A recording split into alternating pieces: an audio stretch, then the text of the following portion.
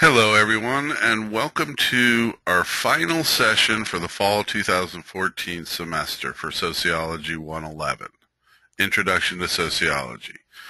In this session, we're going to be covering Chapter 21, Collective Behavior and Social Movements, and Chapter 22, Social Change in a Global Community. So we'll begin with Chapter 21. Some of the things we're going to be examining in this chapter: theories of collective behavior, forms of collective behavior, social movements, communication and the globalization of social movements, and we'll take a look at disability rights with regards to social movements.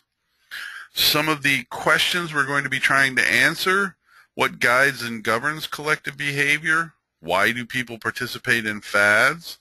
What causes mass panics? How do new social movements spread their message to others? So, said collective behavior and social movements, right? What is collective behavior? According to Neil Smelser, a sociologist, it is the relatively spontaneous and unstructured behavior of a group of people who are reacting to a common influence in an ambiguous situation.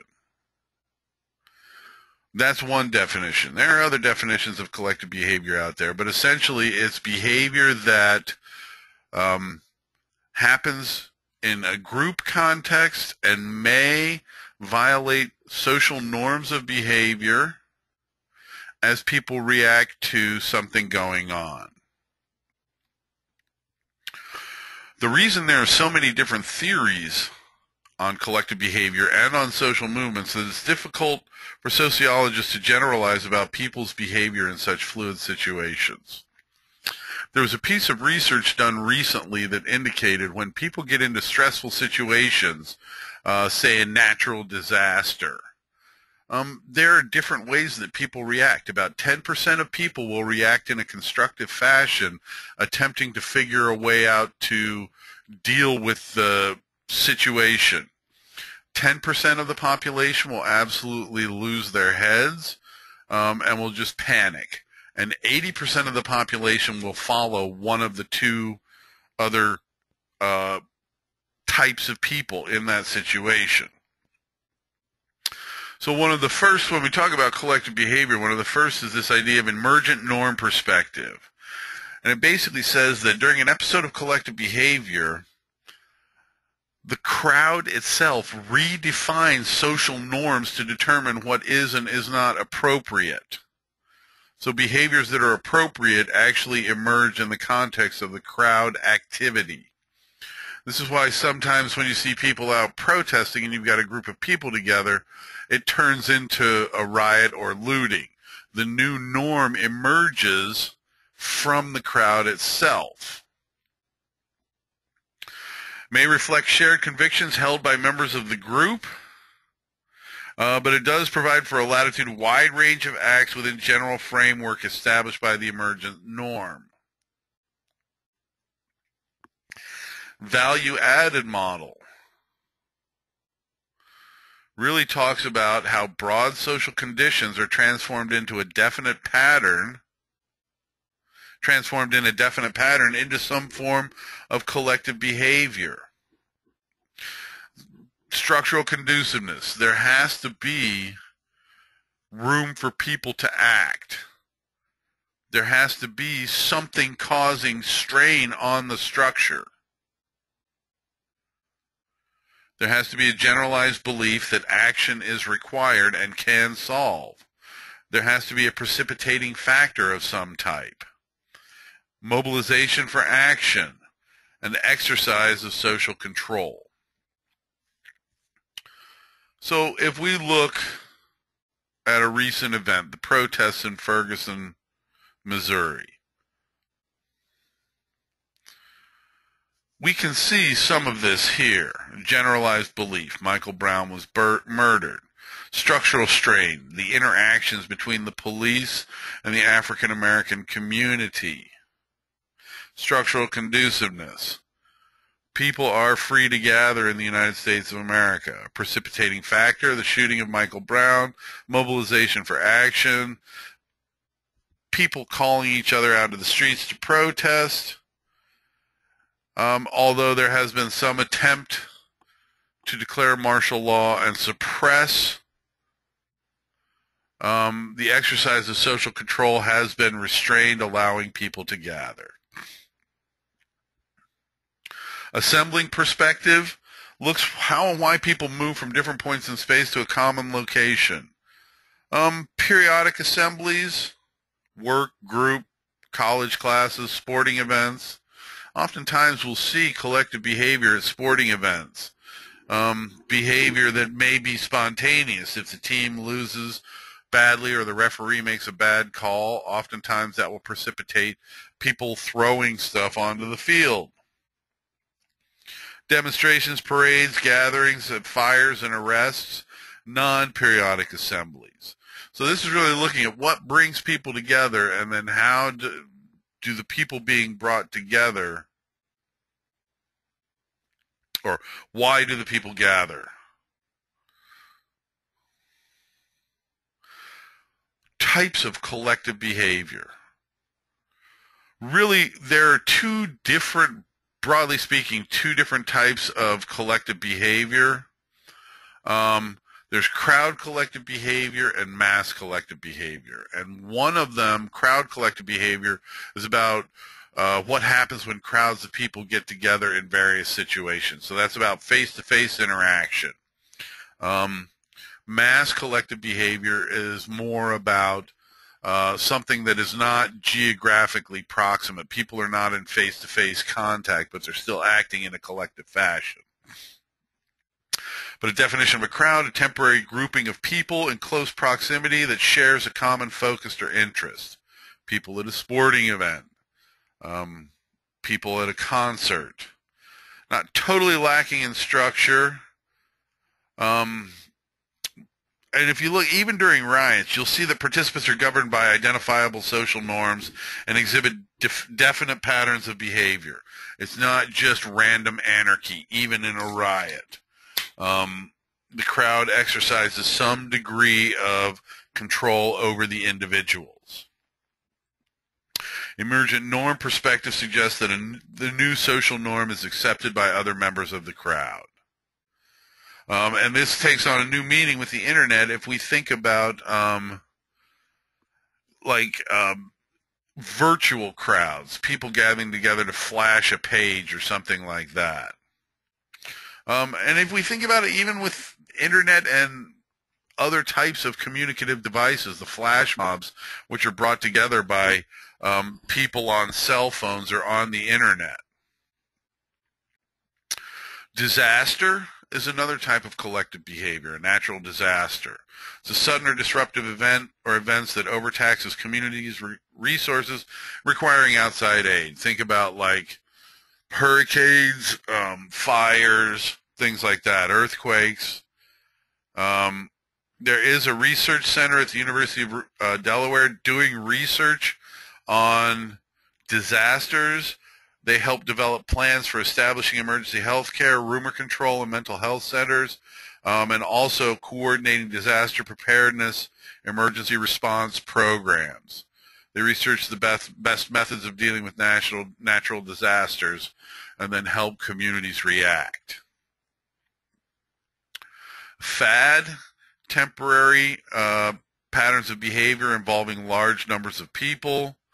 Fads occur in food, music, movies, fashion. There are fads within fashion itself. Fashion is more of kind of like, when I talk about fashion as a collective behavior, it's not necessarily the same thing that people refer to when they talk about fashion, where they're talking about clothing styles and hairstyles and things like that.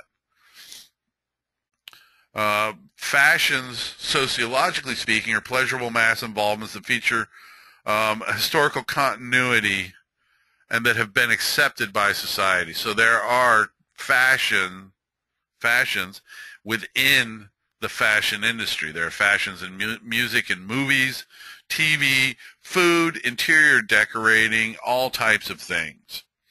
The difference between fads and fashions, a lot of it is really in that historical continuity. Fads seem to spring up out of nowhere. Fashions, you can usually trace them to something else that they kind of emerged from or a modification of. But fads and fashion allow people to identify with something different from dominant institutions and symbols of a culture. Craze, exciting mass involvement that lasts for a relatively long period. If we think about a fad in terms of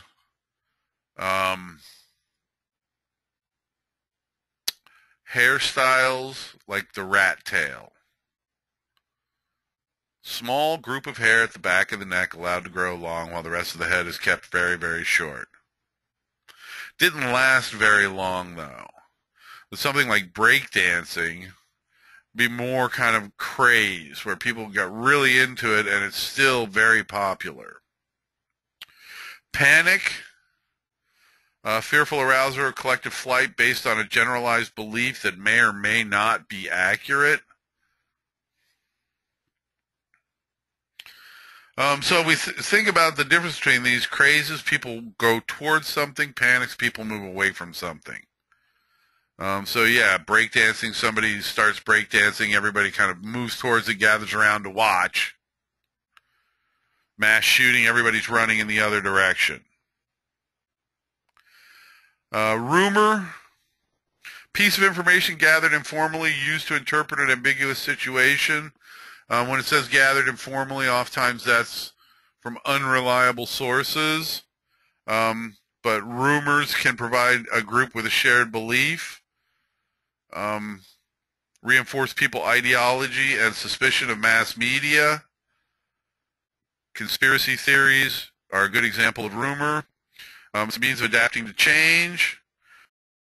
Gossip is a specific type of rumor that relates to people. Public, dispersed group of people. This is where we're getting into some mass rather than crowd collective behaviors. It's a dispersed group of people, not necessarily in contact with one another, who share an interest in an issue.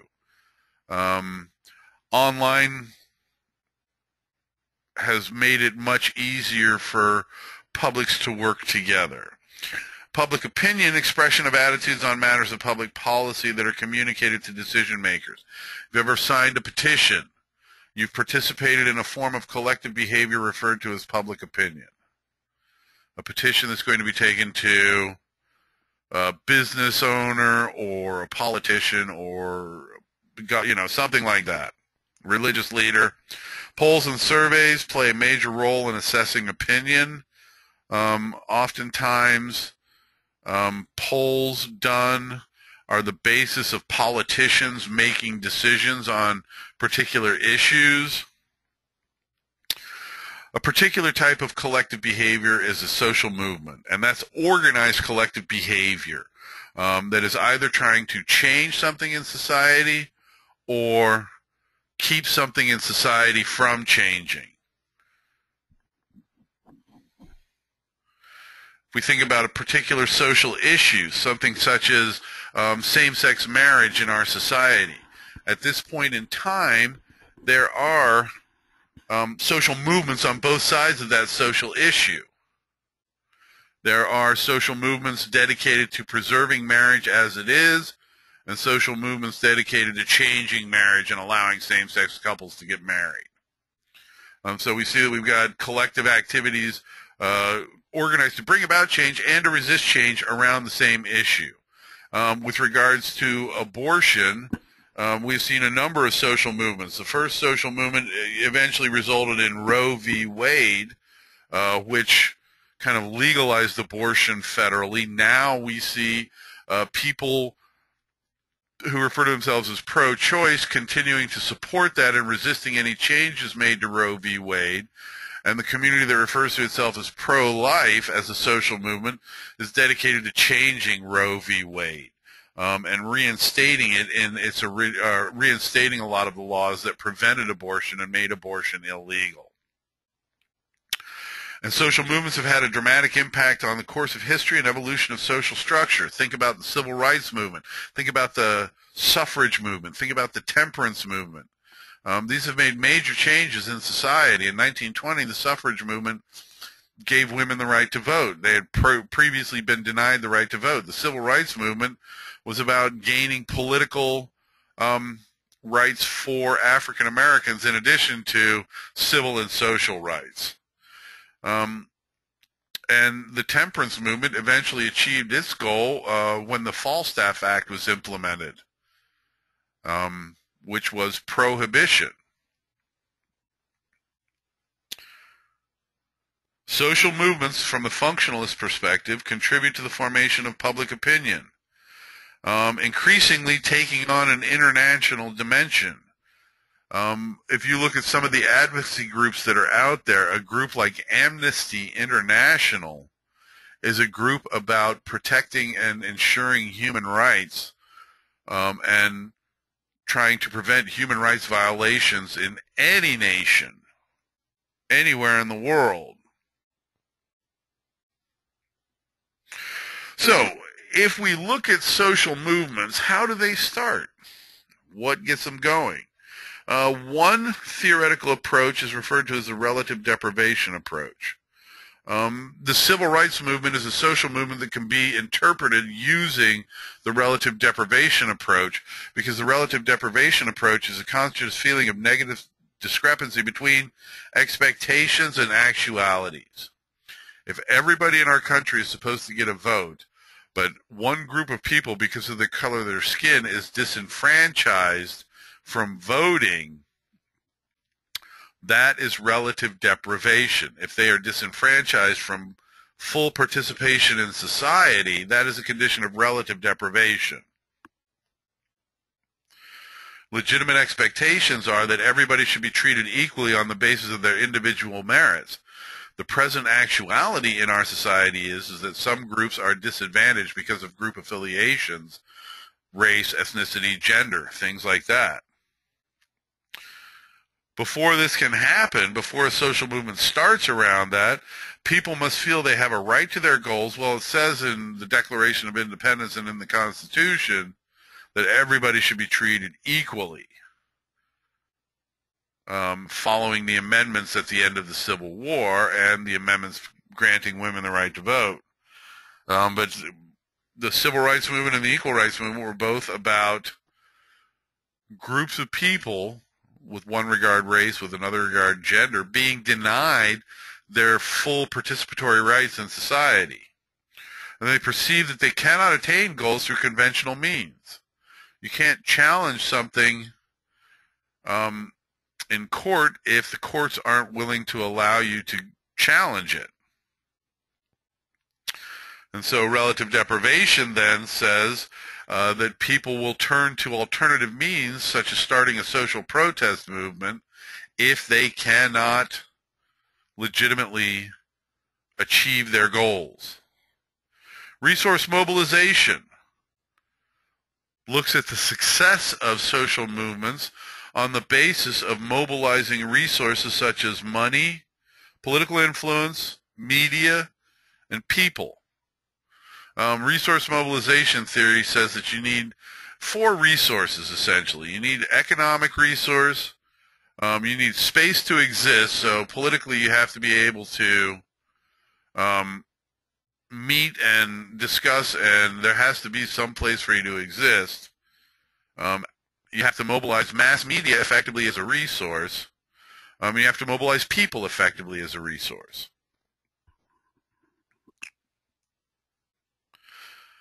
So there must be an organizational base and continuity of leadership, according to Oberschall, for a social movement to be sustainable. It has to go through a process called routinization. With regards to social movements, they go through 4 stages, essentially. Emergence,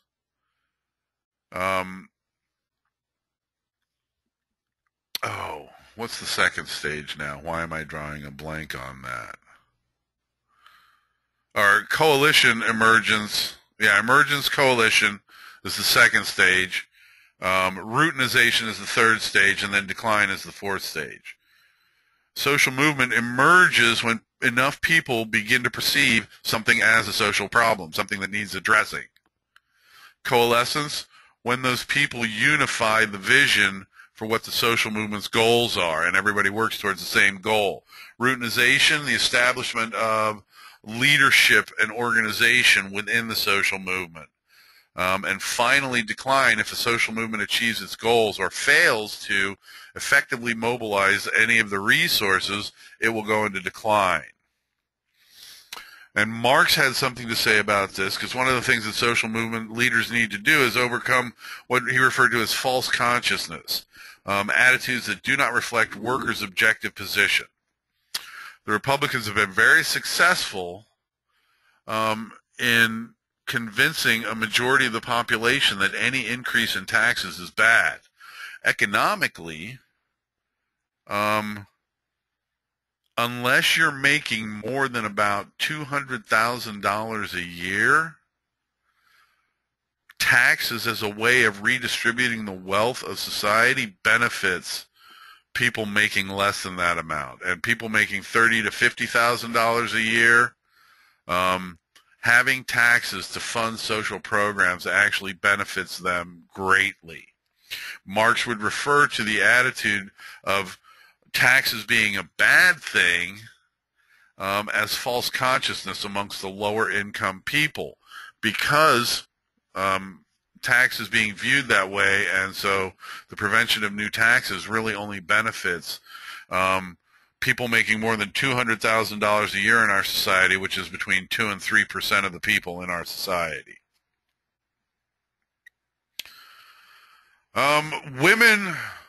While women do a lot more of the work in social movements, and women tend to be much more active in social movements, they find it more difficult than men to assume leadership positions in social movement organizations. Part of this is because of role expectations, gender role expectations, because gender can affect the way we view organized efforts to bring about or resist change. One of the social movements that has been successful and led primarily by women has been MAD.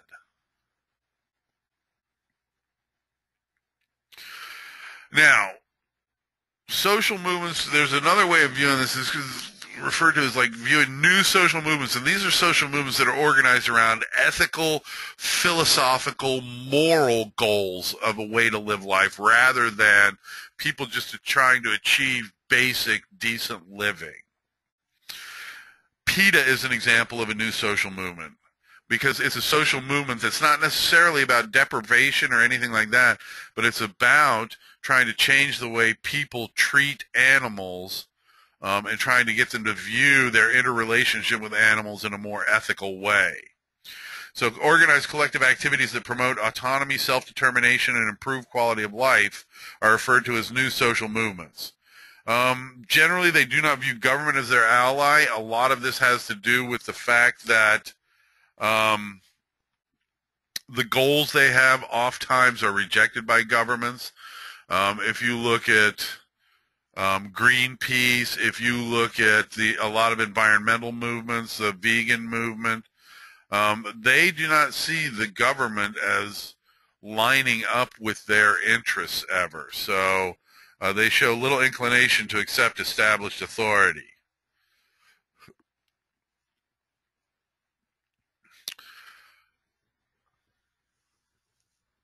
In the Arab Spring, text messaging and the internet actually function as ways for people to organize.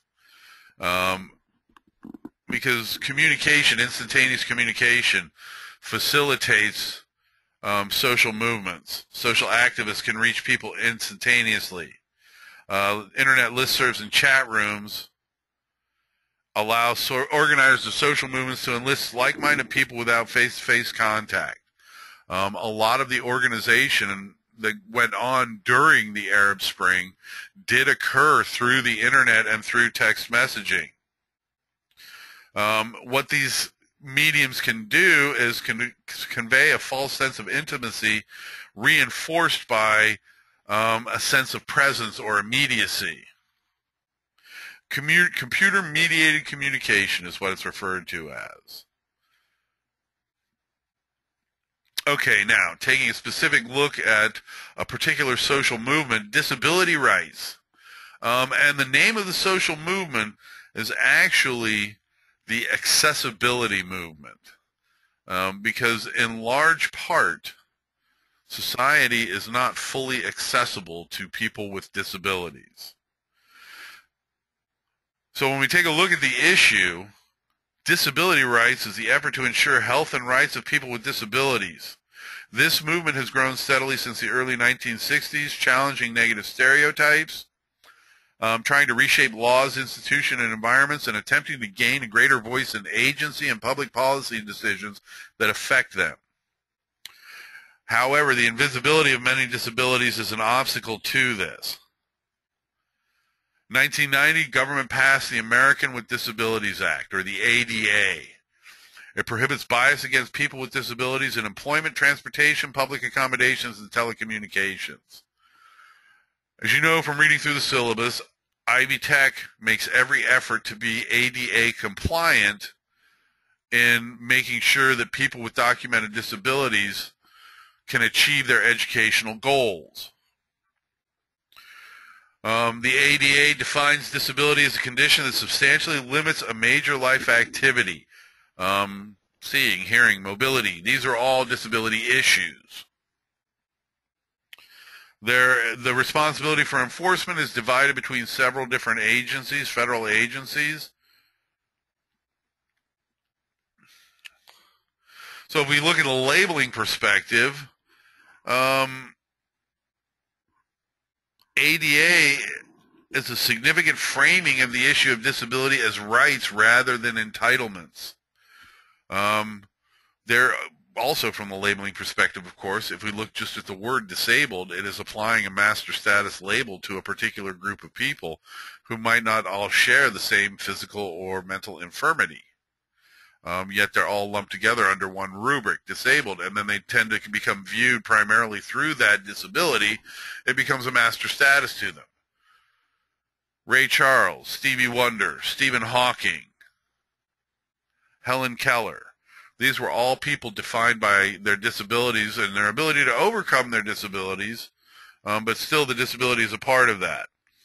But in the U.S., we've made significant progress. Other nations see disability as an entitlement issue. So from the labeling perspective or the interactionist perspective, the way that the ADA has functioned is making sure that individuals with disabilities have access to their rights. From a conflict perspective, the disabled are simply another group of people that are disenfranchised and disadvantaged in society. So ADA is part of the 40-year civil rights movement.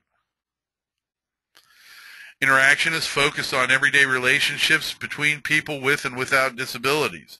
So they're looking at, are people with disabilities treated differently by people without disabilities? How does that disability shape the interaction between people?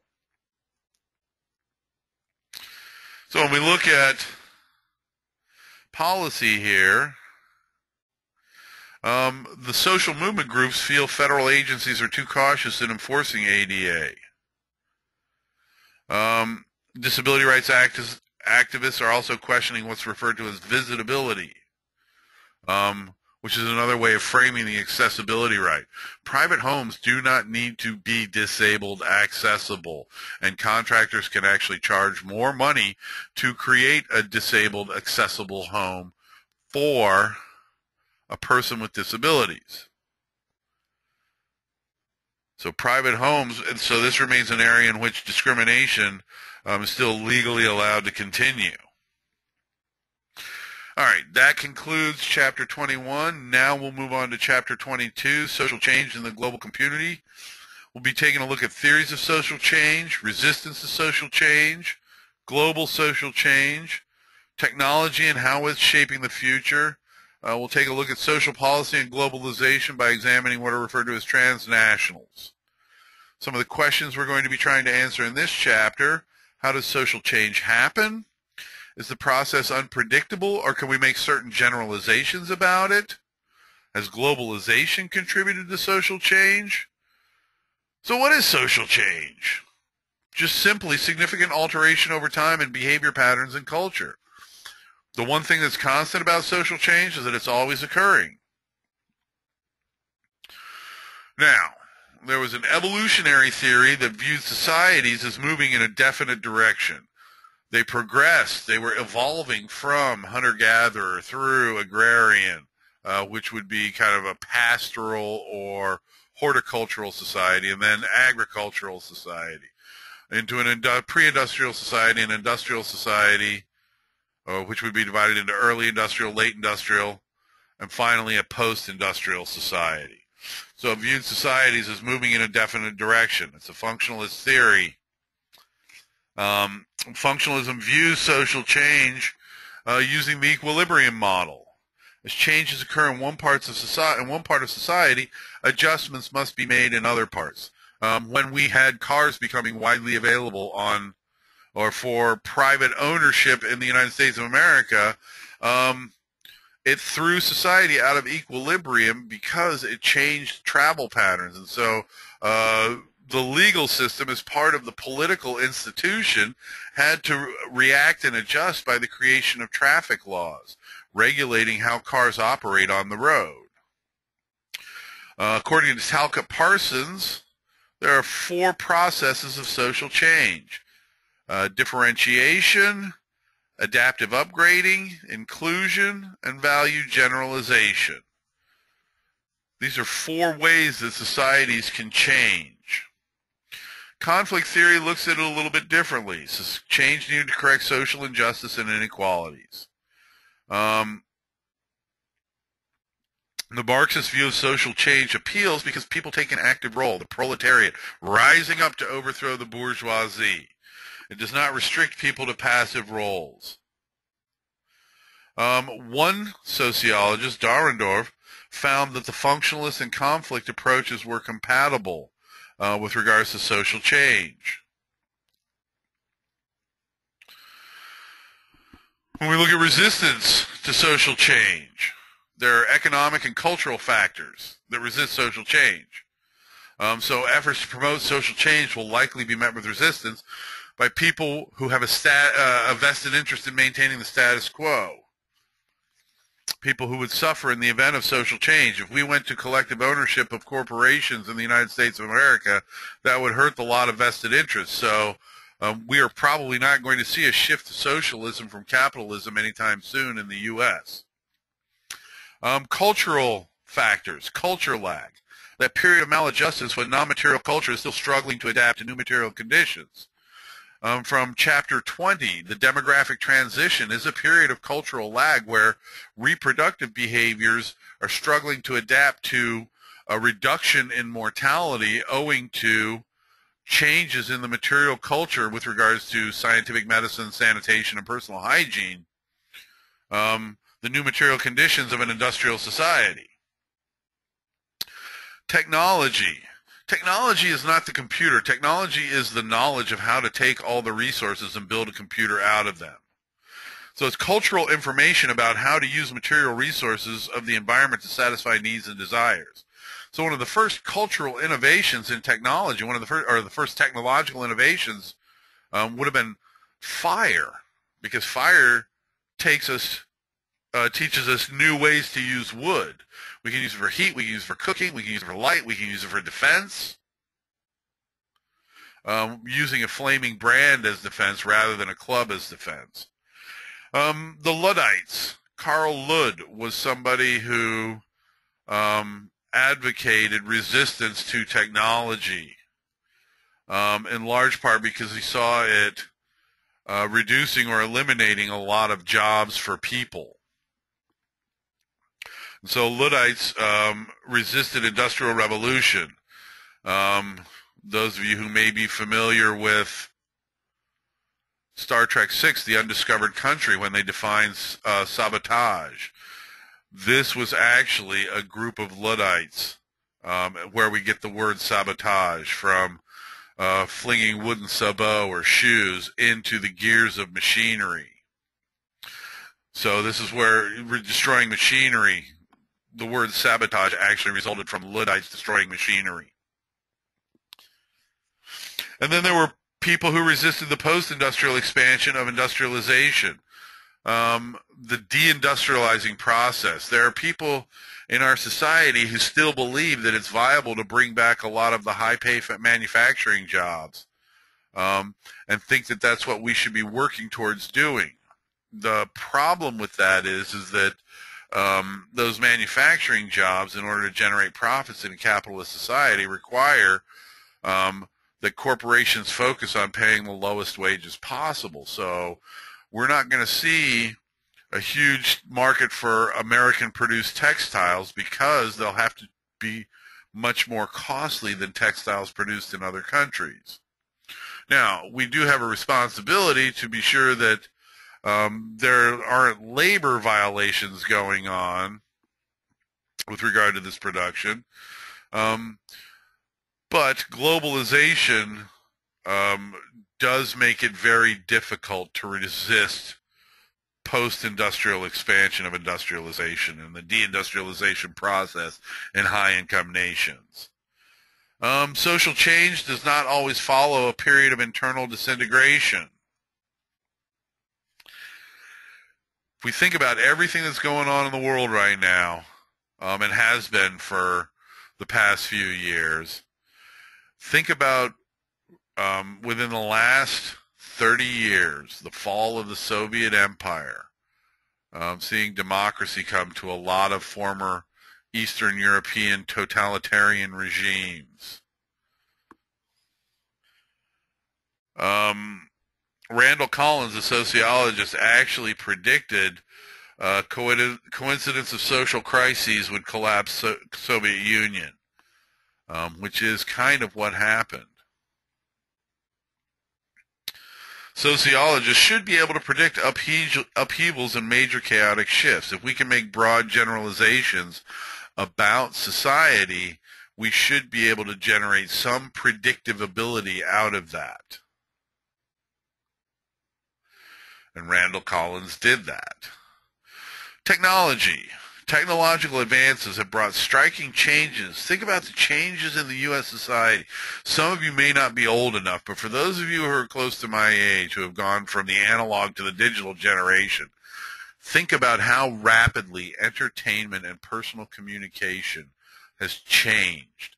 Within the last 50 years, we have gone essentially from computers that would fill a room to computers that we can carry around in our pockets. If we look at smartphones and the capability we have to search the web with smartphones, they are essentially pocket communicators.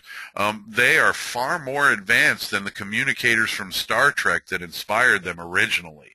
They have become mini computers, essentially, with storage and the whole 9 yards. My phone, I think, has... I've got an older model phone, too. I've got a Samsung Galaxy 2, but it's still got 12 gigabytes of memory on a memory card in there. I just recently bought a flash drive that looks like a key that holds 8 gigabytes of memory. And, yeah, if we're thinking about what we can do and how much change it's brought striking changes, cultures, patterns of socialization, social institutions, and day-to-day social interactions. Pardon me. If we think about education, education is becoming more and more computer facilitated. Think about what I'm doing right now. I'm giving a lecture in a virtual setting facilitated by technology. So education. So the day-to-day interactions, the virtual classrooms are moving closer and closer to the traditional classrooms. These sessions are an attempt to do just that. So think about the way that it shapes interactions. Also think about it, if, like I said, if you're close to my age, and when I was young, say college age, 18, 19, didn't think twice about taking a couple days to get in touch with somebody by the phone. You'd call and leave a message on their phone, and they'd call you back. Cell phones weren't widely spread. They really didn't become widely spread until, probably sometime in the mid-90s is when they really started becoming widespread. And now almost everybody has one, and many of the people have smartphones. So if we think about the way that that's changed day-to-day interactions, we've gone from not thinking twice about waiting 2 days to get in touch with somebody to the point where if we have to wait for the phone for longer than 2 minutes, we start thinking, is something wrong? Where'd they go? What's happened to them? Because everybody's instantly accessible. Patterns of socialization. Facebook is increasingly becoming something that people are needing to participate in, as it creates an entire other world and group of friends. Effects of computers noteworthy. In 2010, internet reached 1.8 billion users. 1.8 billion people in the world are now on the internet. Not everybody has access yet. If you're living in a high-income industrialized nation, using computers is probably close to a daily thing. If you're living in a low-income agrarian nation, pre-industrial nation, that's not true at all. The core nations, going back to Emanuel Wallerstein's ideas on the world systems theory, core nations have monopoly on information technology. So how is technology shaping other things? How about biotechnology, being able to genetically select the sex, eye color, hair color of your child? GMOs, genetically modified organisms, genetically engineered organisms. Cloning of sheep, cows, and animals are significant advances, but these create ethical and moral questions for the United States citizens. Where do we limit cloning? Can we clone people? Where do we limit genetic modification? Can we modify people? Most polls indicate that citizens of the United States are okay with genetic manipulation of plants and animals, cloning of plants and animals. They draw the line when you start talking about doing it to people. But it extends medicalization of society. And as I said, altering human behavior through genetic engineering does create serious ethical and moral questions. Now, in Europe, GMOs, genetically modified organisms, in food is something of an issue and has been prohibited in most European countries. In the United States of America, that has not been seen as a big deal. There has not been kind of the social outcry there was in Europe. The Human Genome Project, which is the project dedicated to decoding the human genome and figuring out what all the genes are responsible for. But this creates ethical questions too, because if we find that there's a particular gene and a genetic predisposition towards alcoholism, or any kind of genetic defect that you may carry, and your genome can be mapped, should corporations have access to that? Should they have that type of information? Should the government have that type of information? What if the government decides to eliminate diabetes, type 1 diabetes, through restricting anybody who's diabetic or carries that genetic marker from reproducing? Something to think about. The possibility of altering human behavior or physical traits through genetic engineering requires constant monitoring. Those of you who are familiar with the movie Jurassic Park, Jeff Goldblum's character in that, Ian Malcolm, has a line where he says, science is so busy figuring out whether or not it can do a thing, it never stops to consider whether it should do a thing. So we have scientists out there who are figuring out the dynamics of how to clone someone, not considering the moral ramifications or ethical ramifications of cloning someone. So, GMOs, are these affecting us too? But GMOs can also create larger yields in crops and reduce the costs required with producing crops. Transnationals are individuals who emigrate from one country to another country, but maintain ties, develop new ties in the country to which they immigrate, but maintain ties in the country from which they emigrated. So transnationals are kind of creating, they're almost like multinational citizens who have connections in more than one nation. Those of you who watch the news have seen host countries, the United States of America, often reacts negatively to immigration from Mexico. But the Mexicans are coming up here because they're looking for economic opportunity, and the economic opportunity exists for them in our economy. There are shortages in our labor market that are filled by immigrant laborers. As I said, immigrants who sustain multiple social relationships that link society of origin with society of settlement are referred to as transnationals. Functionalists view immigration and migration as a beneficial thing because it allows people to go where the work is. Globalization, it increases the gulf between developed and developing countries. So conflict theories kind of look at globalization not necessarily as a beneficial thing because they view the relationship between developed and developing nations as one of exploitation, in which labor and resources are extracted out of the developing nation by the developed nation. And then interactionists take a look at how transnationals create associations and interact with individuals in the new society. Their involvement in local ethnic organizations. Does membership facilitate or retard integration into the host society? Oftentimes, it's what's referred to as the ethnicity paradox.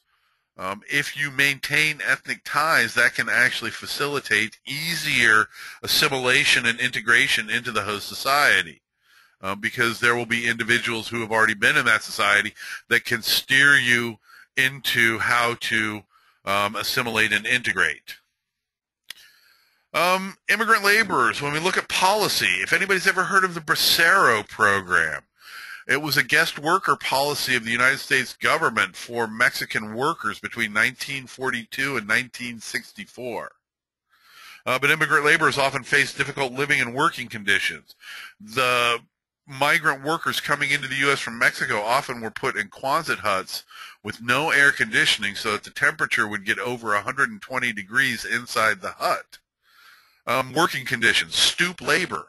When they were working out in the fields, they would be bent over working for 12-hour days. If they stood up straight, they would have people yelling at them. With regards to participation politically, voter eligibility for migrant workers, for immigrant laborers, remains unresolved. Public attitudes and government policies have not kept pace with increasing ease of migration. That's on a global scale, but here in the United States of America, we see that Congress has not done anything with immigration reform, and as soon as the president uses executive authority to do it, Congress reacts in a negative fashion. So it's not easy for unskilled labor to get into this country right now. And honestly, our economy relies on unskilled, low-paid labor. And if we like our standard of living, we need to facilitate immigration into the country. So that concludes the lecture on chapters 21 and 22. I hope you've gotten some benefit from these lectures this semester. Next semester, I will be continuing doing these lectures. We'll be starting with Chapter 1 in Week 1 next semester. We won't start 4 weeks in like we did this semester. If you have any questions or concerns, my name is Matthew Howell. I'm at Valparaiso campus, and my email address is mhowell1@ivytech.edu.